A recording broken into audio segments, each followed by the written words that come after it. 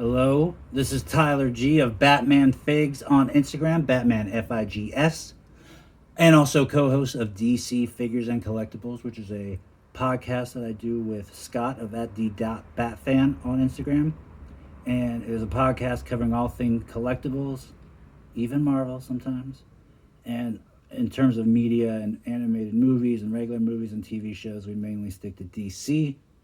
And we just got done interviewing couple of great guys from DCAU Animated Universe Review, and I'm gonna be doing I'll probably link the podcast and interview below. Well, not probably, I will, and definitely gonna be plugging this on my Instagram. You guys need to check them out. They're great guys, and they know what they're talking about when it comes to the animated universe. So I highly suggest you check that out, and just them in general, their podcast. And today we're doing another look at, right now, of difference and whether or not they're good differences or bad differences in terms of BTAS design over the new Batman Adventures design with DC Collectibles and their animated series toy line, their figure line. Again, the TNBA, the new Batman Adventure, was released first over the original design, which is crazy. But I guess they got to draw it out to just keep people around. And they definitely drew this Poison Ivy out, the original. In fact, you can see the background behind her. She was released in the Rogues pack, which came with Mr. Freeze, Killer Croc. I'm looking at the back. It's confusing me because it's a Riddler. You have a Killer Croc, Mr. Freeze, Bane, and Ivy. And it also came with someone to watch over them, Renee Montoya, which is a character that just got into a movie with Birds of Prey, and she was originally designed and created for Batman the Animated Series. And the only way you could get her figure still is with this Rogues pack. And they did release a single pack of Ivy and different colors from what she has here. You can clearly see everything looks lighter on the new figure, and they didn't really fix her face much. Even though a lot of people didn't like the original sculpt, they didn't really do much to fix her face on the new one. But you get all the same accessories, and you don't have to pay $1,000 to get the Rogue pack, which most people are happy about that. Except for the Rogues pack didn't come with everyone's accessories. Like Mr. Freeze didn't come with the little snow globe that has the ballerina in it, which he associates with his wife, which that's kind of a bummer. But it does make this Rogues pack a little bit more special. Especially since Renee Montoya is in there, and that's the only way you can get her for now.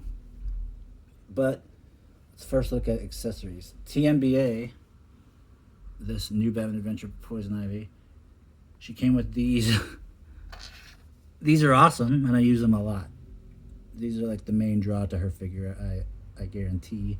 She also came with a pair of fists, a pair of gripping hands, and a pair of open hands like that. So all in all, she didn't come with too much, but her articulation's better, and we'll get into that. Now, this Poison Ivy kind of pissed people off because they thought the face didn't look accurate, colors didn't look accurate. In fact, if you want to see what I mean, you could check out Zelu, Zelu, on Instagram. I'll try to remember, and I'll link it in the description below. But you need to check out his page because he has what Poison Ivy should look like. He actually repainted her and did his own custom sculpt. And it looks awesome. And he actually made those available for people to buy if you're interested. So go check those out. This regular Ivy not only came with a bunch of other figures in that pack, but as you can see in there, she also comes with her plants, her roses, which are rare. Those are the last ones she got before they went extinct. And then she comes with a lot of hands. She comes with an open hand, which one's missing because it's on her, just relaxed open. She has a pair of fists. Two sets of holding hands. One's a little more tighter, and that's one that she has on this hand. And she has a pair that are a little bit more loose.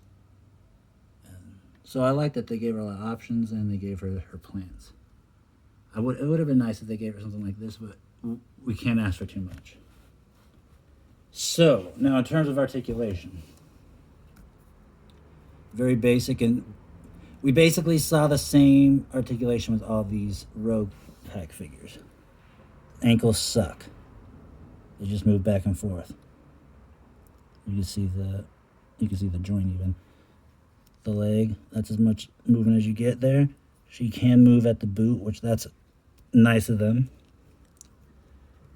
She could do the splits that far. She could kick up that much. And her butt gets in the way. She could only kick back that much, I'm serious. Her arms are fine. She has the rotation at the bicep. Hinged wrist. I know it's a great picture, great picture. Her head, it can move. Her hair does impede moving it all the way around in a 360. But unless you're doing exorcism or the exorcist recreations, I don't see why you need to move her head 360. The only way to get her to stand too is to move her feet in a certain way with the boot cut, which it stinks, especially for poses.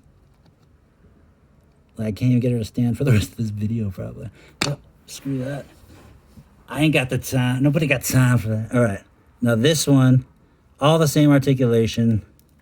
Could probably kick up a little bit further. She can kick back a little bit further. So original Pam's got a little bit more booty. All of this can move. Even like this little portion that's not attached to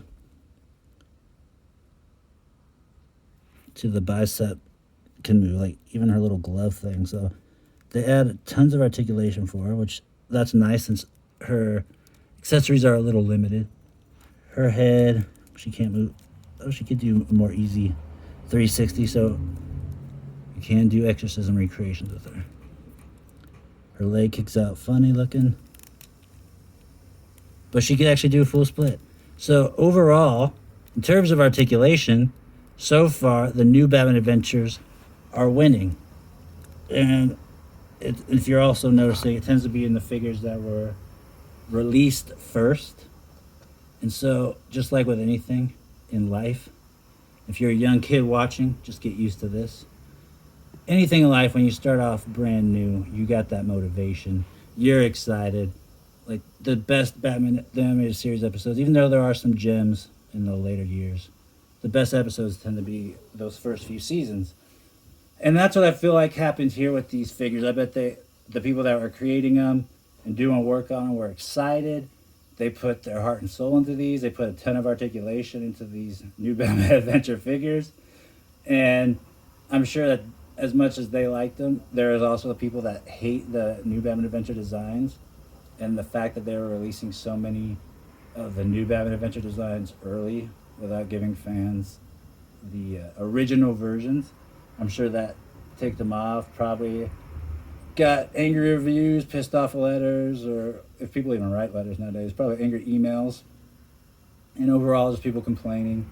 And so they probably just got lazy as they went on, or just became unmotivated as they went on, as people do. And just got lazier with their articulation. But at least they stayed true to the design and making it look exactly how it does in the show. The re-releases, I think the re-releases are cool. And I got them because, I use these so much. So eventually they do break. Like my Mr. Freeze already has cracking around the tubing. So I got another one of him. I'm just waiting as long as possible before I have to open them. Because I just want to get the most use out of these.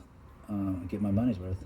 Especially with these being so expensive nowadays. It's going to be hard to get back up. So once these figures go, who knows if I'm done for good.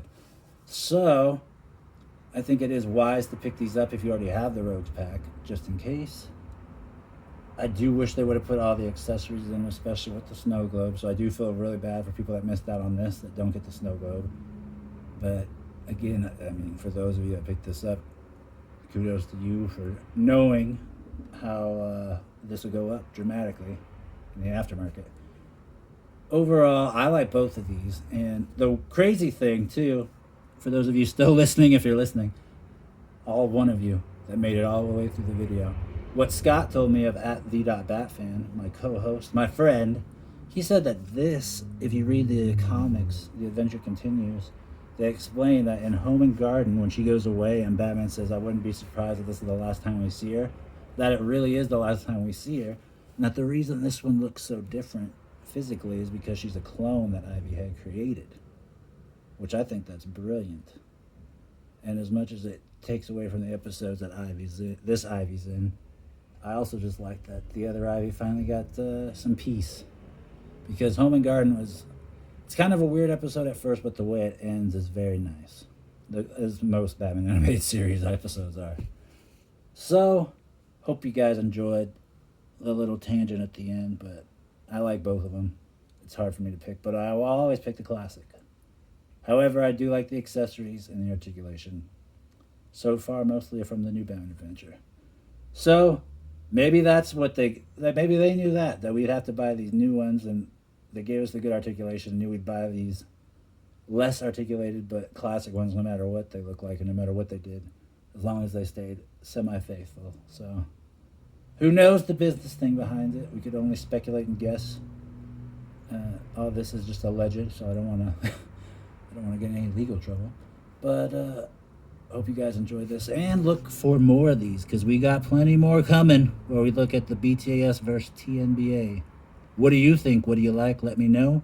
Please remember to subscribe, like, share. If you'd so please, hit that bell if you want to be notified the instant this goes up. Talk to you later.